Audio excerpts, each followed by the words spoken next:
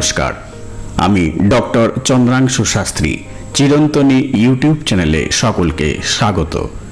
আসন্ন কৌশিকী অমাবস্যা উপলক্ষে আজকের বিশেষ ভিডিও। কৌশিকী অমাবস্যার দিনক্ষণ 22শে আগস্ট 2025 বাংলা 5ই ভাদ্র 1432 বঙ্গাব্দ শুক্রবার দিবা 11টা 55 অমাবস্যা শুরু হবে।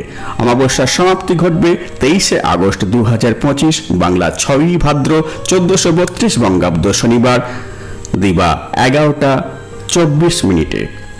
তন্ত্র সাধনার জন্য বা টোটকা প্রয়োগের জন্য কৌশিকী অমাবস্যা বিশেষ গুরুত্বপূর্ণ। তন্ত্র সাধনার জন্য জ্যোতিষী বা তান্ত্রিকরা এই কৌশিকী অমাবস্যার রাত্রিকে বেছে নেন। কথিত আছে সাধক বামাখ্যাপা কৌশিকী অমাবস্যায় সিদ্ধি লাভ করেন। তন্ত্র ও শাস্ত্র মতে ভাদ্র মাসের এই বিশেষ তিথির বিশেষত্ব অন্যদের চেয়ে সম্পূর্ণ আলাদা। তন্ত্র শাস্ত্র মতে অনেক কঠিন ও গুপ্ত সাধনা কৌশিকী অমাবস্যায় করলে আশাতীত ফল পাওয়া যায়।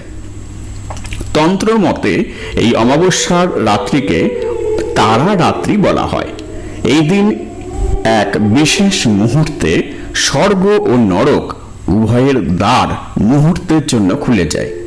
সাধক নিজের ইচ্ছামতো নেগেটিভ বা পজিটিভ শক্তি নিজের সাধনায় আত্মস্থ করেন ও সিদ্ধি লাভ করেন। তাই তন্ত্র সাধনার জন্য এই অমাবস্যা অত্যন্ত গুরুত্বপূর্ণ।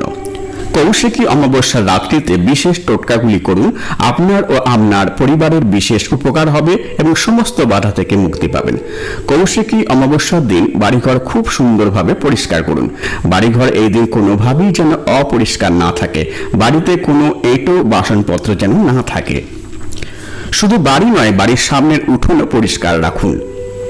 কৌশিকী অমাবস্যায় সন্ধ্যের পর বাড়ির সদর দরজার সামনে 2টি তিলের তেলের প্রদীপ জ্বালান। এর ফলে বাড়ির সমস্ত নেগেটিভ শক্তি বেরিয়ে গিয়ে পজিটিভ শক্তির আবির্ভাব ঘটবে।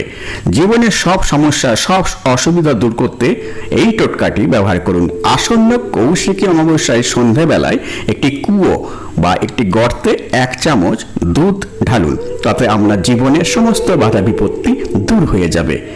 একটি শুকনো নারকেল, অর্থাৎ নারকেলের ভিতরে যেন জল না থাকে এমন নারকেল নিয়ে তার একদিকে ফুটো করে সে ফুটো দিয়ে চিনি ভরে দিন। এবার এই অবস্থায় নারকেলটিকে বেশ খানিকটা দূরে বাড়ি থেকে কোথায় পুঁতে রাখুন। লক্ষ্য রাখবেন ওই ফুটোটা যেন ওপরের দিকে থাকে এবং এও লক্ষ্য রাখবেন এই কাজটি করার সময় কেউ যেন দেখে না ফেলেন। কৌশিকী অমাবস্যায় ভুলেও করবেন না এই কাজগুলি। কৌশিকী অমাবস্যার দিন তুলসী পাতা তুলবেন না, কিন্তু এদিন রাতে তুলসী পাতার প্রয়োজন হতে পারে। তাই বাজার থেকে সংগ্রহ করুন এই তুলসী পাতা বা আগের দিন তুলে রাখুন। রাত্রিতে বাড়ি থেকে বেরোতে হলে তুলসী পাতা অবশ্যই কাছে রাখুন। এদিন সন্ধ্যাবেলায় বাড়ির সদর দরজা বা ফ্ল্যাটের মূল দরজার সামনে অন্ধকার করে রাখবেন না।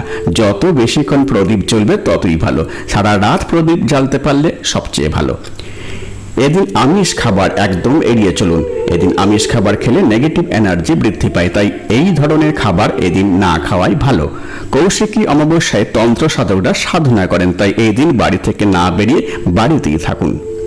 শাস্ত্র মতে অন্তঃসত্ত্বা নারীদের এই রাতে বাড়ি থেকে বেরোনো কখনোই উচিত নয়।